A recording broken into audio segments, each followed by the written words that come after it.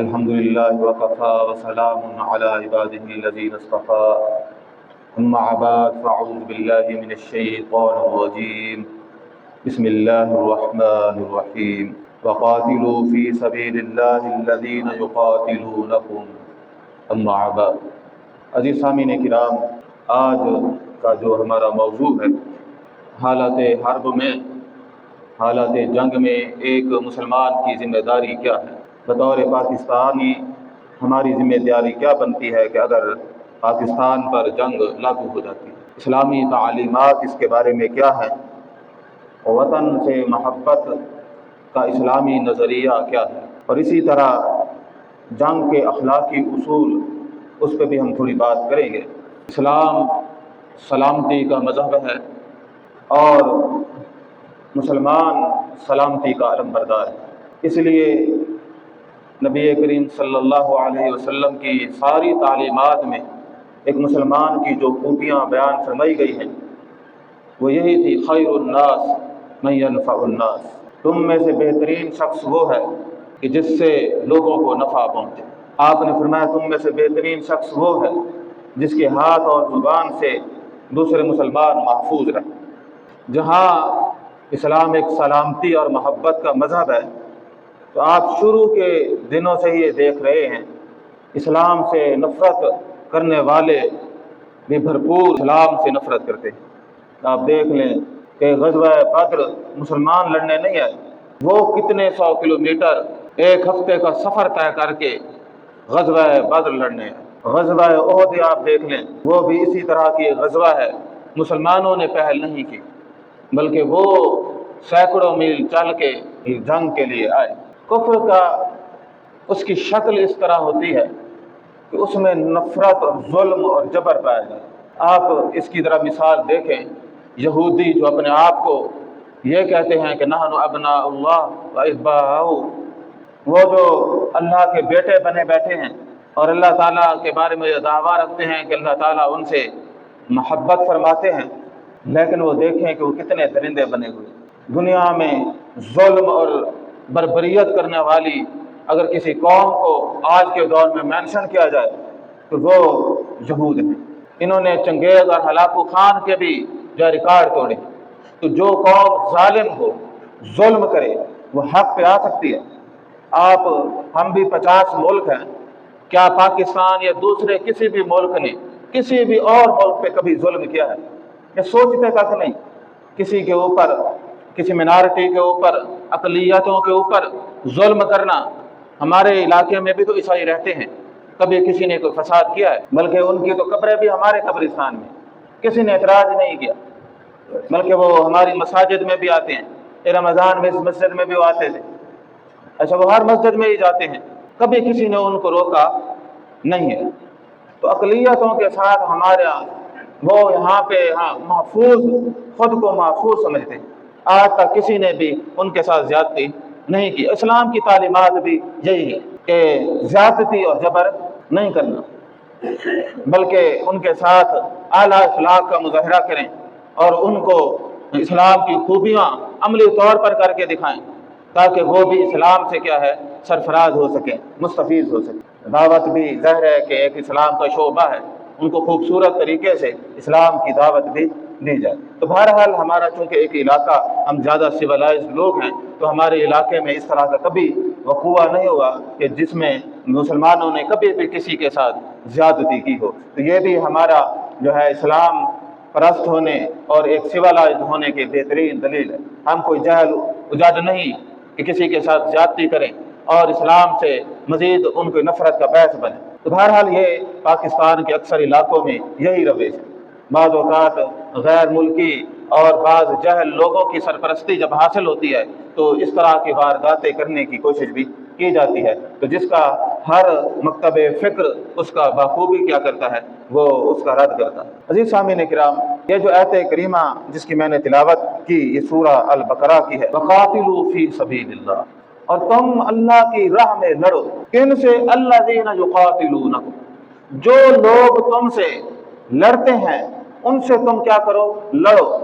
تو پاکستان کی بھی یہی پالیسی ہے، وہ بھی کہتے ہیں کہ ابتدا ہم نہیں کریں گے، لیکن اگر انہوں نے جو ہے یہ کوشش کی تو اس کو پھر اس آیت کی روشنی میں چھٹی کا دودھ بھی یاد دلا دیں۔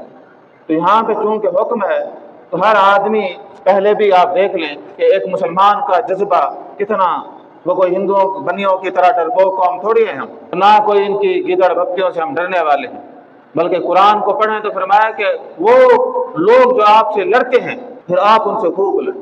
تو عزیز سامعین کرام، گزشتہ کافی عرصہ سے پاکستان نے یہ کوشش کی، بلکہ گورنمنٹ آف پاکستان نے اپنی پالیسیز کو بدلا اور انہوں نے کہا کہ یہ ایک ہمارا ہمسایہ ملک ہے، تو اس کے ساتھ جو ہے ہم برادرانہ تعلق رکھیں، تجارتی تعلق رکھیں، اور بھائی تاکہ ہم اس خطہ میں مزید ترقی کر سکیں۔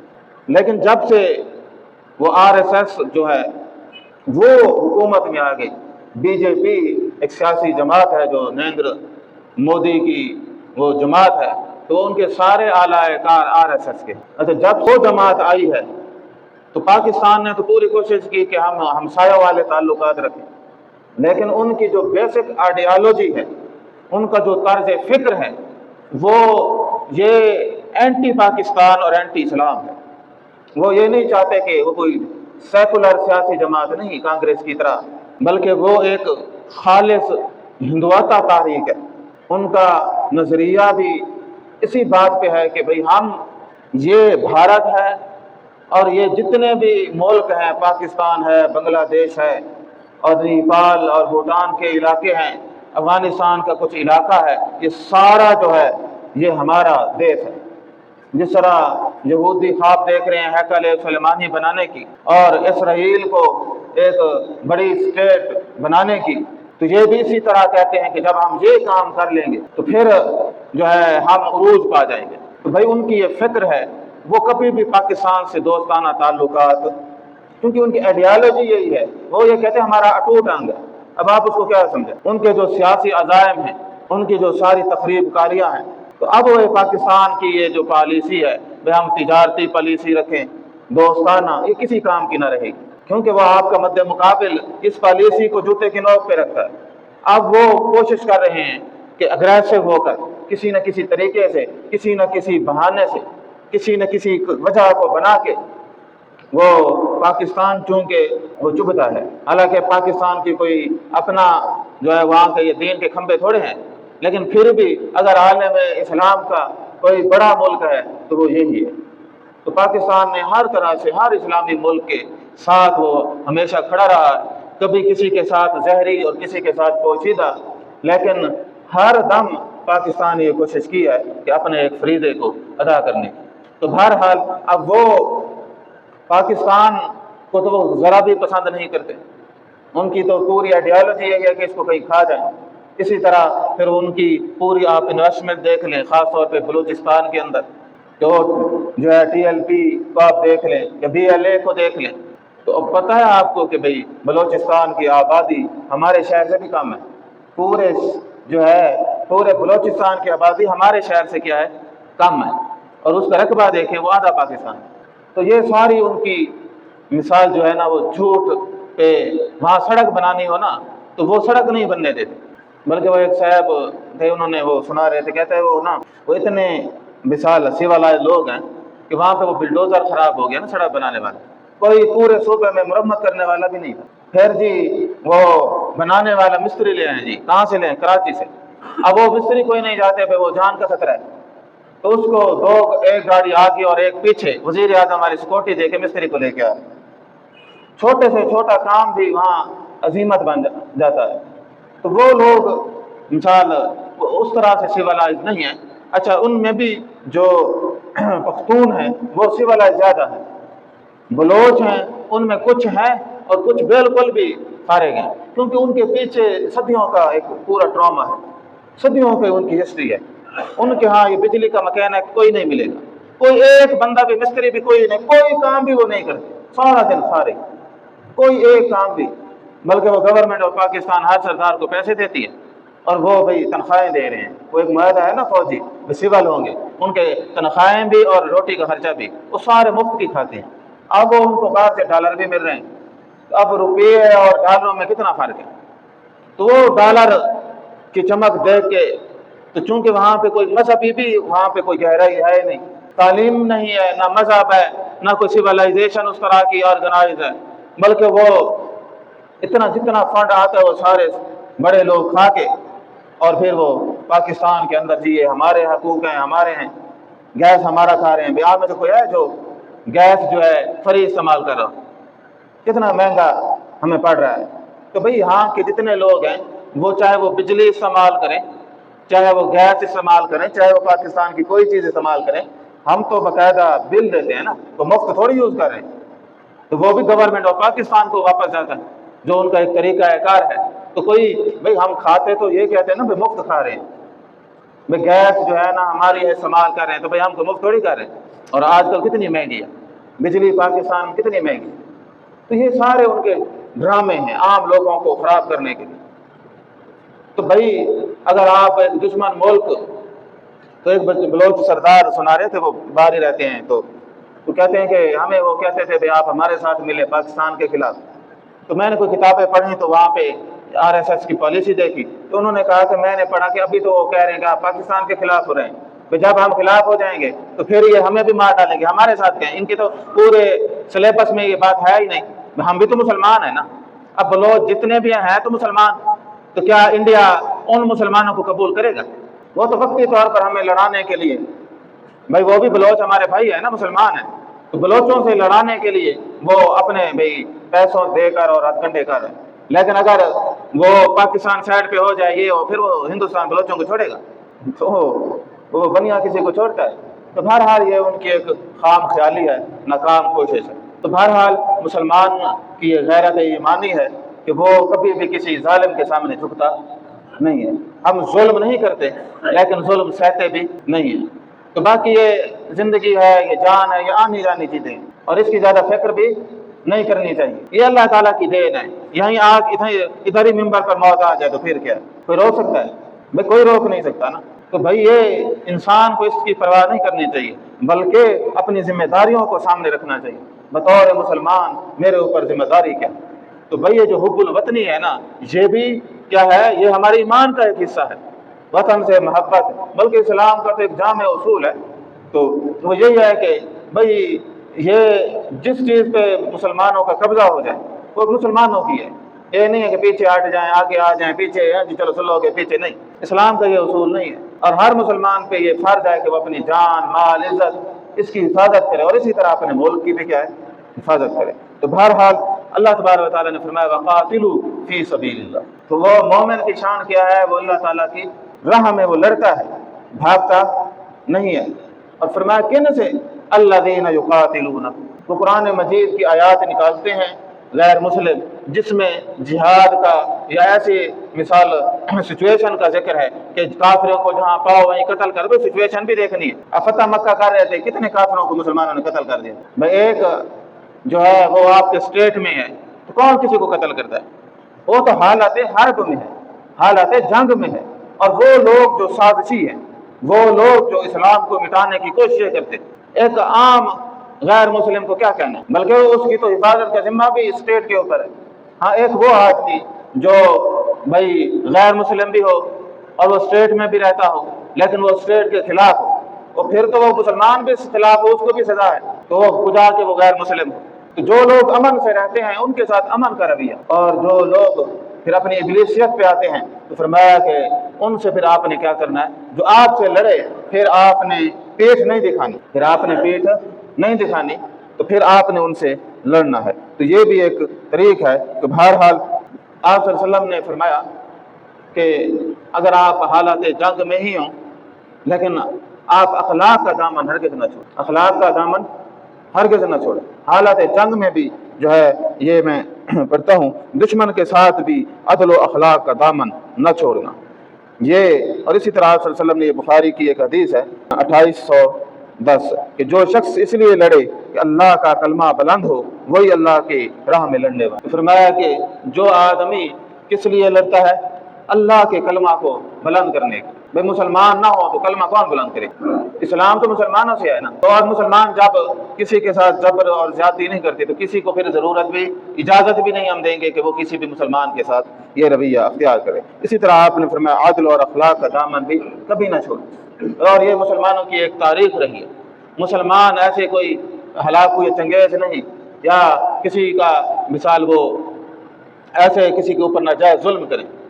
ابھی کشمیر میں ایک عرصہ پہلے ایک وقوع ہوا تھا، اور وہ وقوع یہ تھا کہ وہ جگہ تو مجھے نام بھول گیا کہ وہاں پہ انڈین آرمی کے لوگ داخل ہوئے، اور یعنی وہ تینوں طرف سے چوکی انڈیا کی تھی، درمیان میں وہ تھے، تو وہ آئے اور وہ عوام ہی تھے، گھر والے تھے، تو سب کے سر اتار کے لے گئے، یعنی انہوں نے مارا بھی صحیح اور سر اتار کے لے گئے۔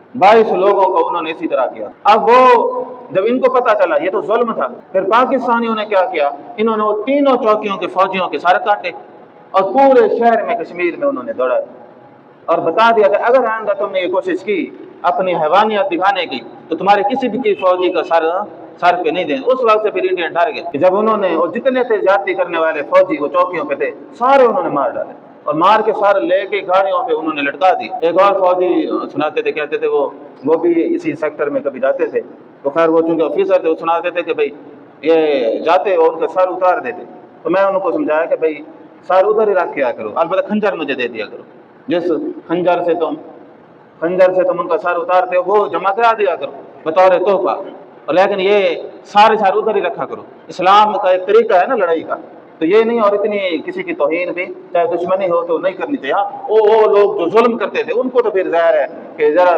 سبق سکھانا ہی ضروری ہوتا ہے نا، تو وہ اس کا ضروری تھا کہ اس کو سبق سکھایا جائے۔ جو ہے پاکستان ایک ایسی جو ہے اسٹیٹ ہے، تو انشاءاللہ یہاں پہ یہ رہتی دنیا تک ہی جو پاکستان کا نام رہے گا، چاہے وہ کمزور ہے، کہتے ہیں نا معاشی طور پہ کمزور ہے، اور دنیا کو ایسے شکل دکھاتے ہیں پتہ چلتا ہے لوگ بھوک سے مر رہے ہیں، انہیں کیا پتا بھائی الحمدللہ سارے لوگ ہی 3 ٹائم کا کھانا ہی کھاتے ہیں، ان کی طرح بھائی ہر کسی کے سر پہ چھت بھی ہے، اور اچھا پھر جہاں امن ہو نا وہاں اگر غربت بھی ہو تو پھر بھی خوشی سے گزرتی ہے، جہاں امن نہ ہو، اور ہمارے ہاں تو ہم لوگ بہت زیادہ اچھے لوگ ہمارے معاشرے کا حصہ ہیں، تو بھائی کسی کو بلکہ غریب بھی ہو تو اس کو کبھی اتنی زیادہ ہیجیٹیشن نہیں ہوتی، ہاں تو میں کوئی غریب ہوں، ہر کوئی الحمدللہ ایک صحیح کھا رہا ہے، تو وہ دنیا کو ایسے بتاتے ہیں جیسے کوئی افریقی ملک ہو روٹی نہ ملتی ہو۔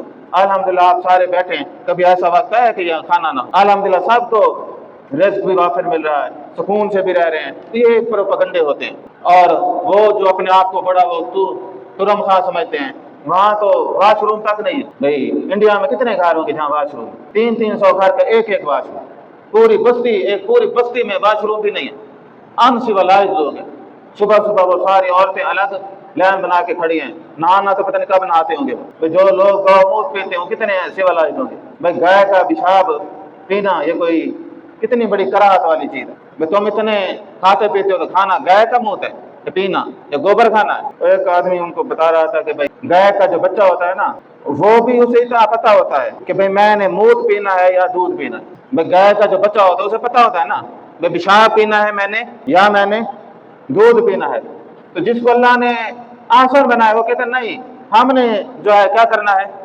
ہم نے اس کا موت ہی پینا ہے۔ تو یہ اللہ تعالیٰ خود دکھاتے ہیں، کیونکہ جو ہوتا ہے نا مشرک نجس ہوتا ہے، تو وہ نجس اپنے کریکٹر سے بنتا ہے، یہ نجس ہیں اور یہ سارے اقدامات کریں گے، کبھی کسی کی گندگی کھائیں گے، کبھی کیا ان بیچاروں کی مشرک ہوتے ہی ایسے، یہ کبھی کسی پتھر کے آگے جھکا ہوا ہے، کسی بندے کے آگے لیٹا ہوا ہے، مومن صرف کس کے آگے جھکتا ہے؟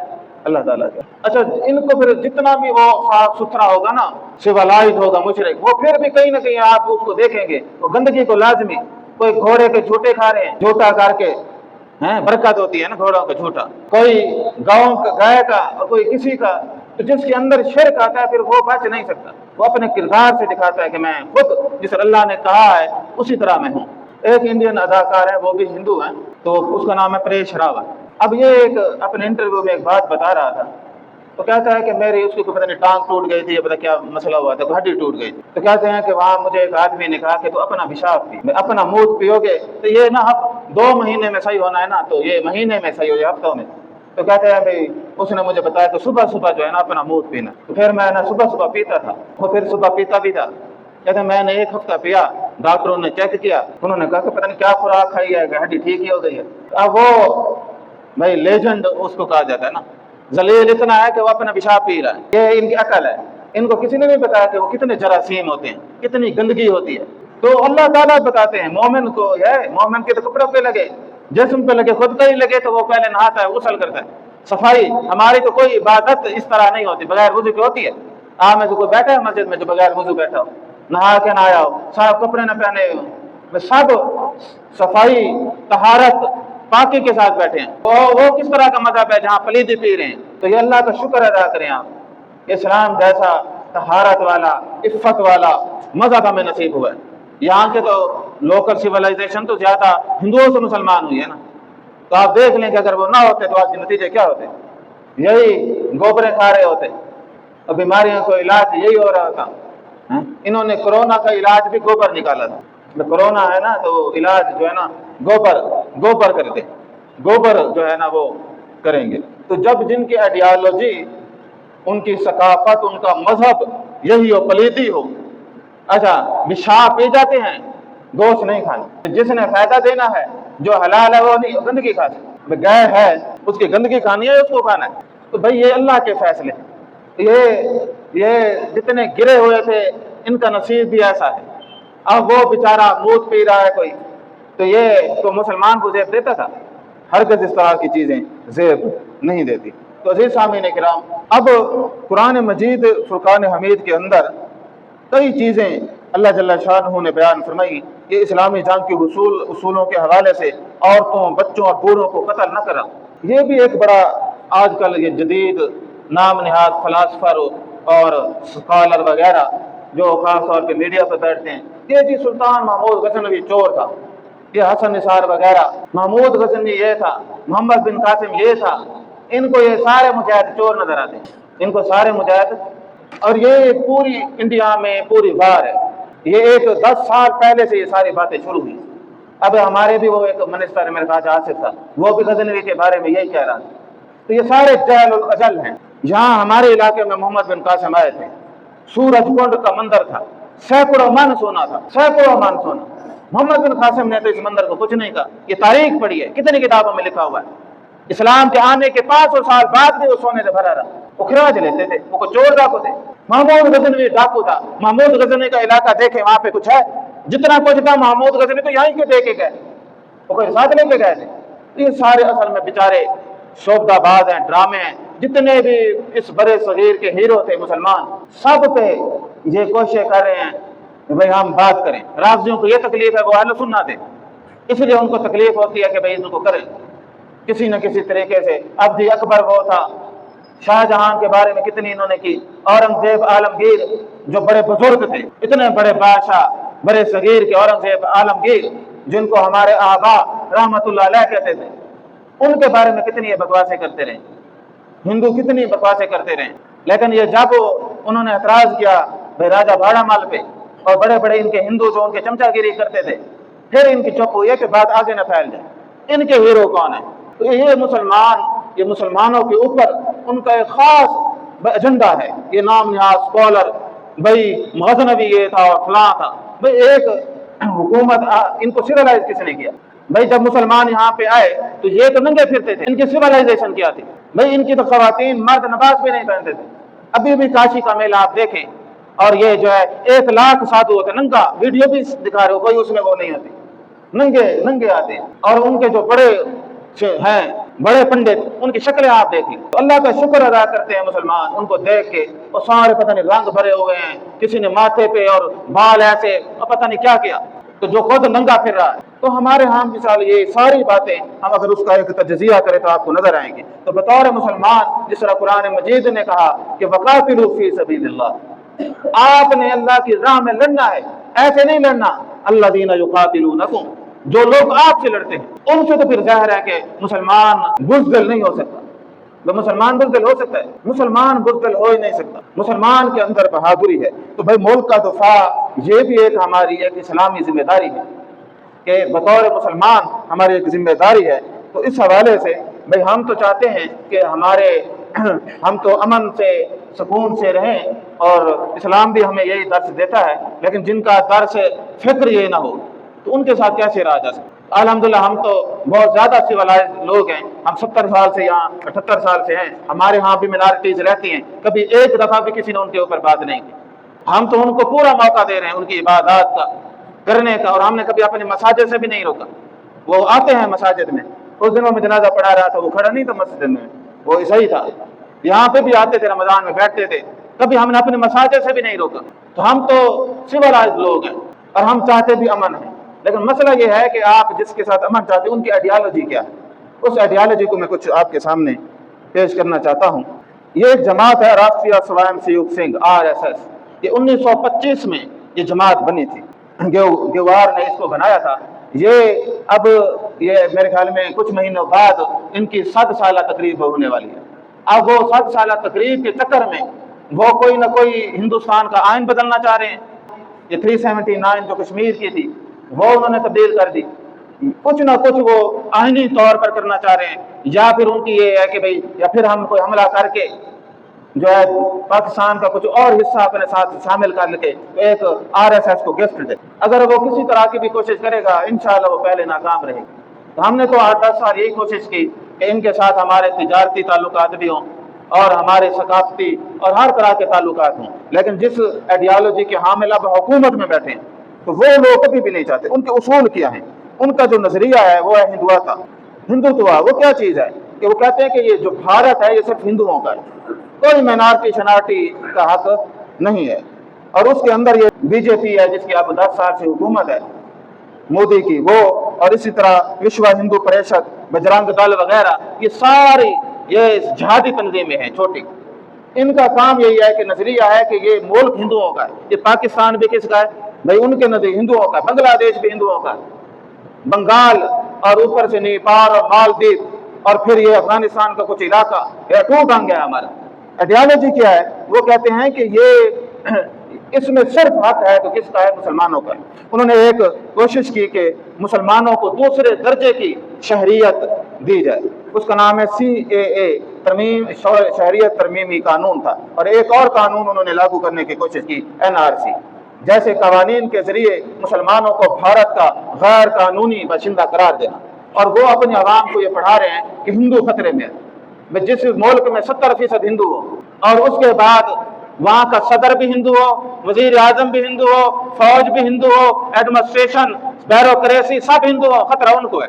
لیکن ان کی عقل، بھئی جو حکومت بھی آپ کی ہے، ساری مشینری بھی آپ کی ہے، خطرہ بھی آپ کو مینارٹی سے ہے، تو کیوں ڈرا رہے ہیں؟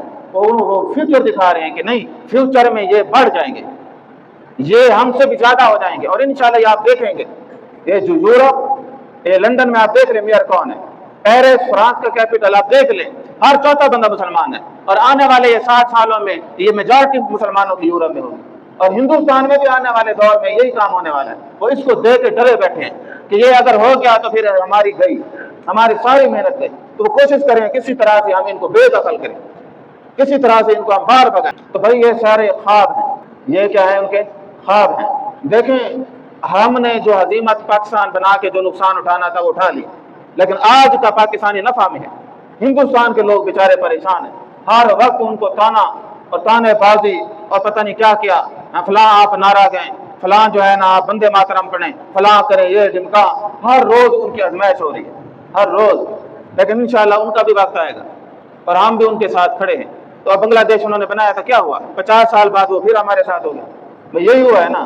تو ہم تو پہلے چپ کر گئے تھے، چلو خیر ہے، پہلے تھوڑے ایک اور اسلامی ملک بن گئے، تو آپ دیکھ لیں کہ اب وہاں پہ کیا حالات ہیں۔ تو ساری جو ہے نا ایک پورا وہ سروے ہم نے دیکھا جس میں وہ بنگال سے پوچھتے تھے بنگلہ دیشیوں سے، اگر آپ کے ملک پہ کسی نے انڈیا نے حملہ کیا تو آپ کا کون ملک ساتھ دے گا؟ تو سب نے کہا پاکستان دے۔ اور آپ دیکھ لیں کہ وہ قائد اعظم کو بھی انہوں نے ٹیپ بنایا ہے بھرپور طریقے سے۔ تو انشاءاللہ آنے والے دور میں وہ جو ان کی سازشیں تھیں وہ ساری ریٹرن ہو جائیں گی۔ تو انہوں نے بڑی کوششیں کی، اسی طرح بابری مسجد کو شہید کر دیا گیا، وہاں پہ ایک بڑا مندر تعمیر بھی ہو چکا ہے۔ تو 1984 میں یہ کیس انہوں نے کیا تھا۔ ہر جگہ پہ ان کو یہی نظر آتا ہے کہ جہاں مسجد دیکھی وہاں سے پہلے مندر تھا۔ وہ بنارس کاشی آج کل اس کا نام ہے، ایک اور بھی اس کا نام ہے۔ تو ایسے دریا بہتا ہے تو ادھر ہی کھڑ کے یہ جو گنگا ہے وہاں دیکھیں نا تو اوپر سے لال مسجد نظر آتی ہے، بڑی مسجد سے چھوٹی ہے لیکن وہاں سے ہی نظر آتی ہے، اونچی جگہ کے اوپر بنی ہے۔ اب آج کل اس کے پیچھے کہ بھئی یہ کہتے ہیں کہ نہیں جی انہوں نے یہاں پہ بنا دی، سارے کاشی میں تو سارے ہندو رہتے ہیں نا، پنڈت رہتے ہیں، تو وہ اب وہاں ان کے سر کے اوپر کھڑی ہے۔ آئے دن تماشا ہوتا ہے کہ کبھی کسی طرح سے ان کو روکا جائے گا، کبھی کسی طرح سے، تو بہرحال جو ہے یہ ان کے لیے مسلمانوں کے لیے آزمائش ہے۔ تو ایک بڑا مشہور ہندوستانی تھا جس نے بابری مسجد میں بھئی اس کا بھی ہاتھ تھا گرانے میں، تو اس نے 100 سے بھی زیادہ مساجد بنائی، وہ مسلمان ہو گیا، تو اس کا نام بھی آپ نیٹ پہ سرچ کریں گے نظر آ جائے گا، 100 سے بھی زیادہ مساجد بنائی ایک بابری مسجد کو تعمیر کر کے۔ پھر گورنمنٹ نے کہا کہ ہم نہ آپ کو بھئی دیتے ہیں، تو وہ اسد اویسی نے کہا تھا کہ بھئی میں یہ فتویٰ لے کر دوں گا، ایک آدمی بھی وہاں نماز نہیں پڑھے گا، ہم خود اپنے پیسوں سے بنا سکتے ہیں، تمہاری دی ہوئی، تم کیا چاہتے ہو کہ ہم یہ بس پیسے دے کے اپنا پلین صاف کر لیں؟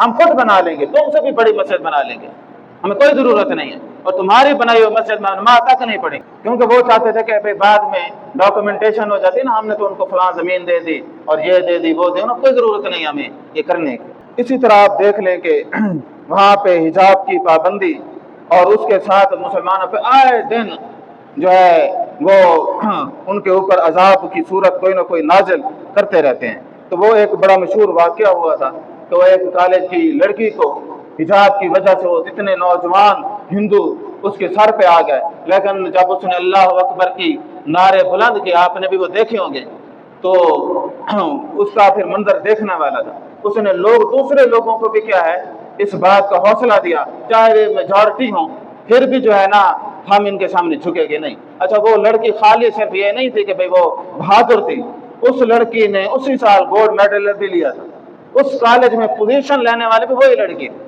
تو ہم نے تو اس کے کئی پروگرام دیکھے تھے کہ وہاں وہ لڑکی کو انہوں نے بلایا کہ جس طرح وزیر اعظم کو بلایا جاتا، اتنا اس کا پروٹوکول تھا مسلمانوں میں، تو حالانکہ وہ اللہ اکبر کی صدا تھی نا، تو بھئی یہ حجاب پہن کر بھی بھرپور ترقی ہو سکتی ہے۔ حجاب کوئی ترقی کی راہ میں آڑ نہیں ہے، تعلیم کی راہ میں آڑ نہیں ہے۔ ہاں حجاب ہمارا لباس ہے، کیوں نہ کریں، امریکہ میں بھی کرتے ہیں۔ ہمارے ایک استاد سے ان کی وہ رشتہ دار تھی، تو میں نے ان کی تصویر دیکھی، وہ پی ایچ ڈی کی اس نے، پتہ نہیں کون سی یونیورسٹی تھی، تو وہ حجاب کے ساتھ تھی۔ تو بھئی آپ پی ایچ ڈی کرتے ہیں، آپ ڈاکٹریٹ کرتے ہیں، آپ انجینئر پتہ نہیں جو بھی ہیں، تو کیا پردہ آپ کو روکتا ہے کہ بھئی آپ پردہ کریں گے؟ تو نہیں۔ تو یہ بھی جو ہے چونکہ وہاں پہ فحاشی ہے، فحاشی، بدماشی، اور یہ چونکہ مسلمانوں کو کمزور کرنے والی چیز ہے، اسلام نے ان چیزوں سے پہلے بھی کیا ہے منع فرما دیا ہے کہ آپ نے ہرگز ان کی طرف نہیں آنا۔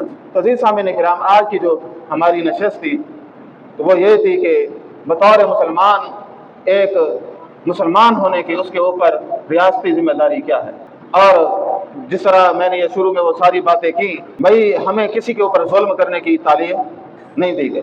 پارٹیشن ہوئی تھی نا، تو کئی مسلمانوں نے ان کی جائیدادیں عورتیں چھین لی، تو اسلام اس طرح کی کوئی تعلیم ہمیں نہیں دیتا، اور بدلے میں انہوں نے بھی ظلم کیا، اور کتنے مسلمان گھر تھے جو اجڑ گئے۔ تو بہرحال اسلام ہمیں حالت جنگ میں کسی بھی خاتون، کسی بھی بچے اور کسی بھی زندگی کو اس طرح ضائع کرنے کی تعلیم نہیں دیتا، چاہے وہ جیسے مرضی ہو۔ اسلام تو ان کی تحفظ کی بات کرتا ہے۔ اب آپ دیکھ لیں کہ جو سکھ تھے وہ ہندوؤں کے ساتھ ملے تو ان کا نتیجہ پھر کیا ہوا؟ آج وہ پھر کیا کر رہے ہیں؟ وہ ہندوؤں کے ساتھ ہیں، کیا ہندو ان کو جینے دے رہے ہیں؟ وہاں پہ ہندوستان میں ایک بڑے عالم ہیں مولانا نعمان، تو وہ کہہ رہے تھے، وہ چونکہ وہ اسکالر بھی بڑے ہیں، وہ کہہ رہے تھے میرے ساتھ یہ مناظرہ کر لیں، ہندوستان میں بھی ہندو میجارٹی نہیں ہے، وہ وہاں پہ بھی مینارٹی ہیں، کیونکہ وہاں پہ مذہب زیادہ ہیں، تو وہ ڈھیر سارے مذہب ہیں۔ ہندوستان کے آئین میں سکھ مذہب بھی ہندو ہے، انہوں نے الگ سیپریشن نہیں کی، اور جتنے بھائی دوسرے مذاہب ہیں وہ بدھزم، وہ بھی اسی میں انہوں نے شامل کیا ہوا ہے۔ اسی طرح جو سناتن دھرم ہے اس کو بھی انہوں نے اپنے اندر لگایا ہوا ہے، ورنہ یہ غلط، یہ سارے الگ کر دیں ان کو کیا بچے گا؟ کچھ بھی نہیں بچے گا۔ اگر یہ اسی کو بھی یہ صحیح کر دیں تو ان کی حقیقت سب کو سامنے آ جائے گی، وہاں پہ بھی کیا ہے، یہ منارٹی ہے۔ دوسرے مذاہب جو ہے نا وہ، کیونکہ وہاں پہ مذاہب ڈھیر سارے ہیں، تو اسی لیے پھر وہ انہوں نے آئین کی ایسی شکیں بنائی ہوئی ہیں کہ اس کے پارٹس بنا دیے، کہ یہ سکھ بھی آپ دیکھ لیں کہ وہ ہندوؤں کا مذہب ہے آئین میں، اور انہوں نے سپریم کورٹ میں باقاعدہ کیس کیا ہوا ہے کہ یہ ہمیں اپنا سیپریٹ آپ مذہب تصور کریں۔ تو انشاءاللہ آپ دیکھیں گے کہ وہ سکھ بھی آج ہمارے ساتھ کھڑے ہیں، کیونکہ جن کے اندر بھی انسانیت ہوگی وہ لوگ ظاہر ان سے اٹریکٹ ضرور ہوں گے، اور جن کے اندر حیوانیت ہو، موقع پرست ہو، اور جنہیں جہالت کے سوا کچھ آتا نہ ہو، ان کے ساتھ کون کھڑا ہوگا؟ تو انشاءاللہ وہ ہمارے ٹکڑے کرنا چاہ رہے ہیں، تو ایک وقت آئے گا کہ ان کے سارے تاریخ دیکھے گی کہ ان کے ٹکڑے ہو جائیں گے، اور یہ پاکستان دنیا کا وہ واحد ملک ہے، دوسرا کہہ دیں کہ جس کو نظریہ پاکستان یا کلمہ کی بنیاد پہ بنایا گیا ہے۔ ہمارے ہاں ایک لبرل بہت زیادہ کوششیں کر رہے ہیں، کچھ کیا زیادہ ہم سیکولر تھا، فلاں فلاں سیکولر تھے، یہ تھا، اس کا ایجنڈا اور تھا۔ یہ سب کو پتا ہے کہ جب تک یہ تحریک کا یہ نعرہ نہیں بنا تھا کہ پاکستان کا مطلب کیا، لا الہ الا اللہ، مسلم لیگ کی تحریک زور بھی نہیں پکڑ سکی۔ یہ تو سیالکوٹ کے ایک شاعر تھے، انہوں نے جب یہ نظم پڑھی اور یہ پاکستان کا سلوگن بنا، تو پھر یہ تحریک یہ 1906 میں بنی ہے، 1937-38 تک اتنی نہیں تھی۔ جب یہ اس نے یہ نعرہ پڑا پاکستان کا مطلب کیا، چند عرصے میں یہ برے صغیر کی بڑی تحریک ہو گئی۔ تو یہ اسلام کے نام پہ بننے والی دوسری ریاست ہے۔ ہاں سارے کوئی فرشتے نہیں ہے، نہ حکومتیں نہ کچھ، لیکن ظاہر ہے کہ یہ بھی ایک ہمارا ایک سنیریو رہا ہے۔ ماضی میں کوئی لبرل ہوتے ہیں، کوئی سیکولر ہوتے ہیں، کوئی کس طرح سے ہوتے ہیں، لیکن یہ بھی کسی قوم کے پنپنے کے ایک قدم ہے۔ تو انشاءاللہ ہم سارے تجربے کر کے آخر پہ یہ سیکھ جائیں گے کہ اسلام ہی بہترین ایک راستہ ہے جو ہمیں دنیا میں بھی ترقی کرائے گا اور آخرت میں بھی کرائے گا۔ پاکستان نے جس نظریے کو پریکٹس کیا ہے، آپ دیکھ لیں کہ وہ واپس ہی آیا ہے۔ تو انشاءاللہ اگر یہاں پہ کوئی دوسری طاقتیں کوششیں کر بھی رہی ہیں، تو ایک وقت آئے گا پھر یہ واپس ہم اسلام کی طرف آ جائیں گے، کیونکہ مسلمان کا اسلام کے بغیر گزارا نہیں۔ تو بہرحال یہ اختتام کرتے ہیں، بطور مسلمان ہماری بہت ساری اجتماعی انفرادی ذمہ داریاں ہیں۔ اللہ تبارک و تعالی ہم نے تمام ان ذمہ داریوں کو پورا کرنے کی توفیق عطا فرمائے۔ وآخر دعوانا الحمدللہ۔